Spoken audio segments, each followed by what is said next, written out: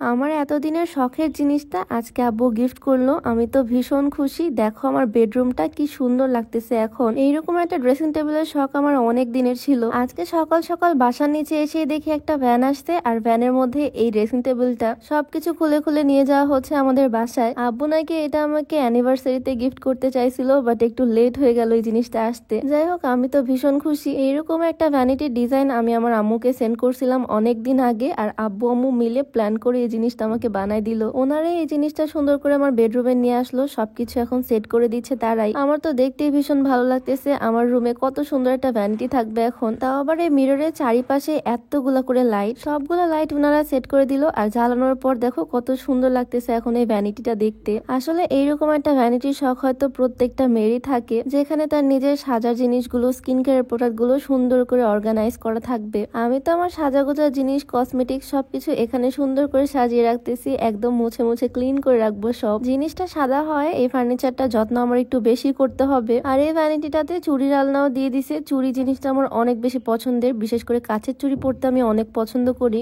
একদম 1-1.5 ঘন্টা লাগলো পুরাটা আমার গোছাতে। আমার খুবই খুশি লাগতেছে এই জিনিসটা পেয়ে। অনেকগুলো ড্রয়ার আছে এখানে, আমার সব জিনিস আমি এখানে সুন্দর করে সাজিয়ে রাখতে পারবো। আব্বুকে অনেক অনেক থ্যাংক ইউ এত সুন্দর একটা জিনিস গিফট করার জন্য। প্রায় 1-1.5 ঘন্টা ধরে এই ভ্যানিটিটা গোছালাম। এখন তো দেখতে অনেক বেশি সুন্দর লাগতেছে, কিন্তু এই ভ্যানিটি গোছাতে গিয়ে আমার বিছানার অবস্থা একদম 12টা বেজে গেছে। কি আর করার, গোছাতে যখন শুরু করছি সবকিছুই সুন্দর করে গোছাবো, বেডরুমটাকে সুন্দর করে সাজাবো। আমার খাটটাও কিন্তু একদমই নতুন, কয়েকদিন হলোই আনা হয়েছে। আগের থেকে দেখতে এখন আমার বেডরুমটাকে অনেক বেশি সুন্দর লাগতেছে। আসলে নিজের থাকার ঘরটা, বেডরুম সুন্দর থাকলে নিজের মনটা অনেক বেশি ভালো লাগে। বেডটাকেও সুন্দর করে ক্লিন করব, নতুন বেডশিট পারবো। জিও টেক্স বিডি থেকে আমি নতুন একটা কমফোর্টার সেট নিছি। এই শীতে আমার অনেকগুলো কমফোর্টার নেওয়া হয়েছে। এই কমফোর্টার ইউজ করার পর আমাদের বাসায় লেপ কম্বল কিছু ইউজ করা হয় না, বাসার সবাই আমরা কমফোর্টারই ইউজ করি। বিছানাটাকে সুন্দর করে পরিষ্কার করে আমি বেডশিটটা পারতেছি। এই বেডশিটটাও অনেক বেশি লং, মানে একদম বিশাল বড় সাইজের। এটার মাপ যদি বলি, এটা হচ্ছে 7.5 ফিট বাই 8 ফিট। বিশাল বড় এই কিং সাইজের বেডশিটটার সাথে বালিশের কভার, কোল বালিশের কভার, কমফোর্টার, মানে সবকিছু একটা সেট। কাপড়ের কোয়ালিটিও খুবই ভালো, জিওটেক্স বিডি থেকে নেওয়া। আর এই কালারটা আমার খুব ভালো লাগছে। তাদের পেজে যদিও আরো অনেক রকমের ডিজাইন কালার তোমরা পাবা, পেজটা আমি ক্যাপশনে মেনশন করে দিব।